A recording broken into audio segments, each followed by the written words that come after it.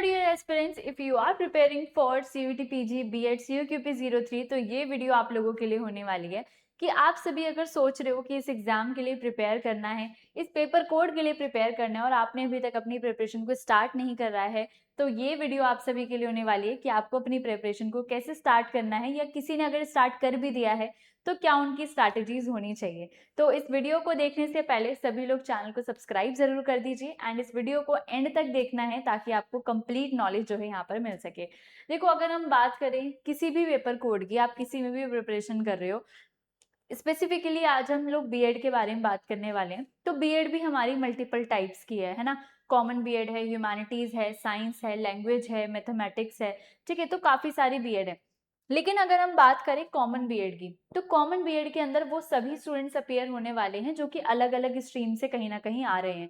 किसी का science strong है, किसी का ह्यूमैनिटीज वाला पार्ट स्ट्रॉन्ग है, तो किसी का कुछ स्ट्रॉन्ग है। तो अलग अलग तरीके के बच्चे यहाँ पर एग्जाम देते हैं। तो यहाँ पर अगर मैं आप लोगों से बात करूं कि जो बीएड वाला जो सीयूक्यूपी 03 है, इसका सबसे पहले आप लोगों को सिलेबस चेक करना है। देखो, आप सबको पता है कि अभी जो आपके पास टाइम चल रहा है वो कौन सा चल रहा है, अगस्त चल रहा है। अगस्त का भी आप एक तरीके से एंड मान लो, ठीक है।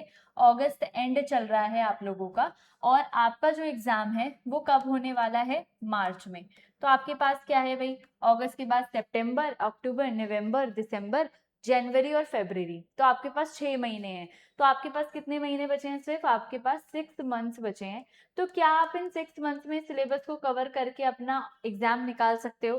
तो डेफिनेटली निकाल सकते हो, अगर आप अपनी प्रिपरेशन ढंग से स्ट्रैटेजी के साथ करते हो।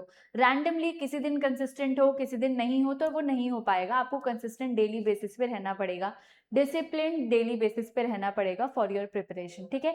तो सबसे पहला जो पॉइंट मैं आपको बताना चाहूंगी वो यही है कि सबसे पहले अपने सिलेबस को आप लोगों को चेकआउट करना है। और कई सारे बच्चे जो है सिलेबस को चेकआउट कर भी चुके होंगे। ऑफिशियल वेबसाइट पे आप लोग देख सकते हो। Teaching aptitude, GK, mathematics, science, social science और arts, music, yoga, theatre and sports आपका ये आता है, ठीक है।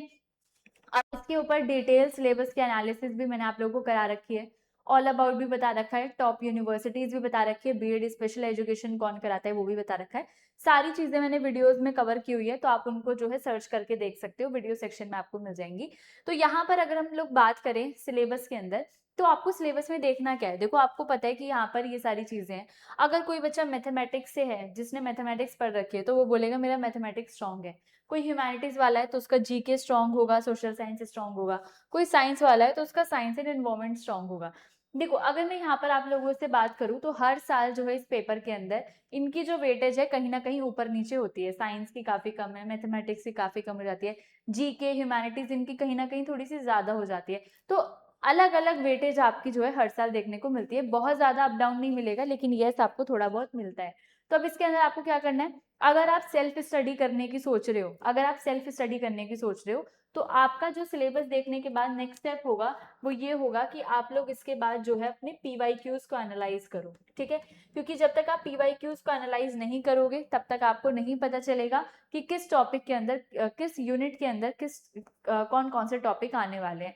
कि अगर मैथमेटिक्स मेंशन है तो उसके अंदर कौन कौन से यहाँ पर टॉपिक आने वाले हैं, वो आपको तभी पता चलेगा जब आप लोग प्रीवियस ईयर क्वेश्चन की एनालिसिस करोगे, ठीक है। तो प्रीवियस ईयर क्वेश्चन की एनालिसिस आप लोगों को करनी है।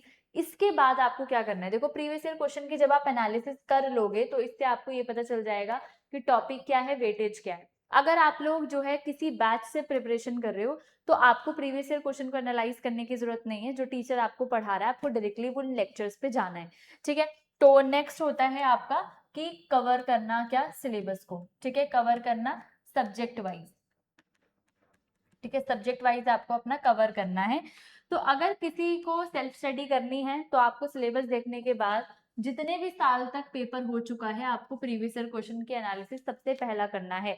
और कोई अगर बैच से पढ़ रहा है, जैसे कि कोई बैच में एनरोल है वो उससे पढ़ रहा है, तो आपको डायरेक्टली सिलेबस देखना है, बैच में एनरोल करना है और बैच में जो भी क्लासेस चल रही हैं उनको डेली बेसिस पे देखना है। क्योंकि वो ये जो प्रीवियस ईयर क्वेश्चन एनालिसिस का काम है वो आपको टीचर खुद करके देगा, आपको वही सारी चीजें पढ़ाएगा जो आपकी एग्जाम में आ रही है। तो आप सभी सब्जेक्ट वाइज कवर करोगे। और जो बच्चे सेल्फ स्टडी कर रहे हैं वो पीवाईक्यू को एनालाइज करने के बाद सारा कंटेंट इधर-उधर से ढूँढ के करेंगे। आप लोग एनसीईआरटी को रेफर कर सकते हो, आप लोग क्वेश्चन के लिए अलग-अलग चीज़ों को रेफर करो। यहाँ पर जो एक बहुत ही इंपॉर्टेंट चीज़ है, वो ये है कि आपके पास यहाँ पर जीके मेंशन है ना? यहाँ पर आपके पास जीके मेंशन है, चाहे वो ये वाला हो, ये वाला पार्ट हो या फिर art, music, yoga, theatre, sports हो।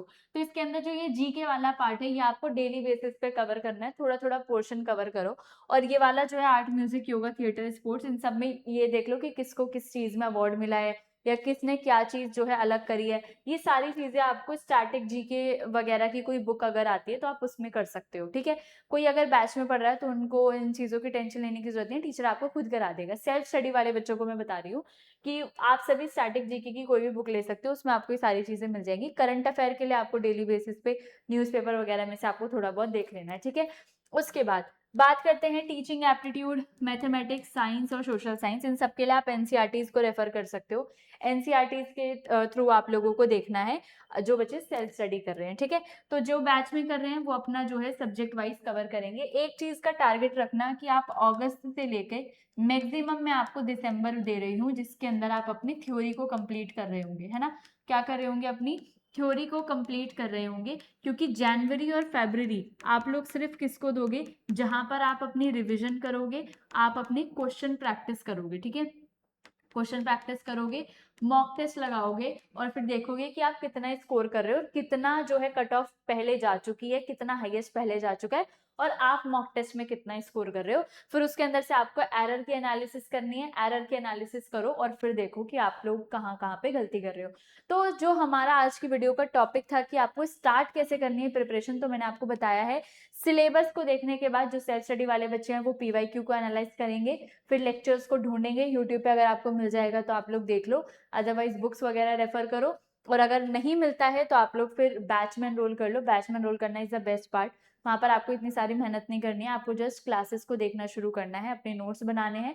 एंड हम लोग आपको ऑलरेडी उसके अंदर यूनिट वाइज टेस्ट प्रोवाइड करते हैं, तो हर सब्जेक्ट के आपको क्वेश्चन मिल जाएंगे, आपको उन्हें प्रैक्टिस करना है। हम लोग आपको प्रीवियस ईयर क्वेश्चन भी प्रोवाइड करेंगे, तो फिर आप लोग का जब सिलेबस हो जाएगा उसके बाद उन्हें सॉल्व कर लेना, ठीक है? तो ये सारी चीजें आपको यहाँ पर अवेलेबल हो जाएंगी। तो जैसा भी आप चाहते हो, सेल्फ करना चाहते हो, बैच से करना चाहते हो, टोटली डिपेंड्स ऑन यू। बस अगर आप सेल्फ कर रहे हो तो थोड़े से एक्स्ट्रा एफर्ट्स करने हैं। तो बिल्कुल भी किसी भी दिन आपको अपनी कंसिस्टेंसी को तोड़ना नहीं है, आपको डेली बेसिस पे कंसिस्टेंट रहना है, ठीक है? चाहे वो कोई भी बच्चा हो, कंसिस्टेंसी इज वेरी इंपॉर्टेंट। तो ये चीज आप अभी से शुरू कर दो, क्योंकि अगस्त का एंड ऑलरेडी चल रहा है, तो आपके पास सितंबर, अक्टूबर, नवंबर, दिसंबर 4 महीने हैं अपने सिलेबस को कंप्लीट करने के लिए। क्योंकि फिर जनवरी फरवरी में अगर कोई सिलेबस लेके बैठा तो उसका रिवीजन और प्रैक्टिस वाला पार्ट जो है वीक पड़ जाएगा, जो कि सबसे ज्यादा इंपॉर्टेंट होता है, ठीक है? तो ये आपको करना है, सिंपल सी चीजों को फॉलो करो। एग्जाम निकालना बहुत ज्यादा मुश्किल नहीं होता, जब तक आप जो है अपनी कंसिस्टेंसी से पढ़ाई नहीं कर रहे हो। डेली बेसिस पे आपके पास अगर कॉलेज अगर आप जा रहे हो तो भी आप 2 घंटा जो है डेली बेसिस पे निकाल सकते हो, और अगर आप कॉलेज नहीं जा रहे हो, ड्रॉपर हो, तो आपके पास बहुत सारा टाइम है, तो आप कितना भी टाइम निकाल सकते हो। जो जा रहे हैं वो 2 घंटा तो निकाल सकते हैं, मुझे नहीं लगता ये बहुत बड़ी बिग डील है, जिसमें से आप एक 1 घंटा अप्रॉक्स, 1 से 1.25 घंटा आप अपनी थ्योरी को दो, 45-30 मिनट आप अपने क्वेश्चन प्रैक्टिस और रिविजन को दो, सिंपली हो जाएगा। बाकी जितना ज्यादा आप टाइम आप दे सकते हो उतना दो, वो आपके ऊपर डिपेंड करता है, ठीक है? तो अगर आप बैच में एनरोल करना चाहते हो तो ये मेरी मेल आईडी है, आप मुझसे डायरेक्टली कनेक्ट कर सकते हो। यहाँ पर आपको जो भी गाइडेंस की जरूरत है, मेंटोरशिप की जरूरत है, कौन सा बैच लेना चाहिए, एक्स्ट्रा डिस्काउंट अगर आपको चाहिए, हर चीज के लिए ये मेल आईडी है। यहाँ पर आप मुझे अपना, सिर्फ आपको 3 चीजें लिखनी है, अपना नाम, अपना कॉन्टेक्ट नंबर जो व्हाट्सएप पे अवेलेबल हो, और अपना सब्जेक्ट जिसके लिए आप प्रिपेयर कर रहे हो, ठीक है? बाकी ये कूपन कोड है AN लाइव, इसको जब भी आप परचेज करते हुए लगाते हो तो आपको एक्स्ट्रा डिस्काउंट मिल जाता है। लेकिन कई बार बच्चों को बैच में एनरोल होने से पहले काफ़ी सारी क्वेरीज होती हैं जो कि उन्हें जाननी होती है टीचर से, तो आप डायरेक्टली मुझे यहाँ पर कनेक्ट कर सकते हैं, ठीक है? आपके व्हाट्सएप नंबर पे I will connect with you, and आपको जो भी गाइडेंस की जरूरत है वो मैं आपको प्रोवाइड करा दूंगी। तो जाते जाते सभी लोग चैनल को सब्सक्राइब जरूर करना, वीडियो को लाइक करना है, एंड कॉमेंट से बताइएगा कि आपको वीडियो कैसी लगी। All the best.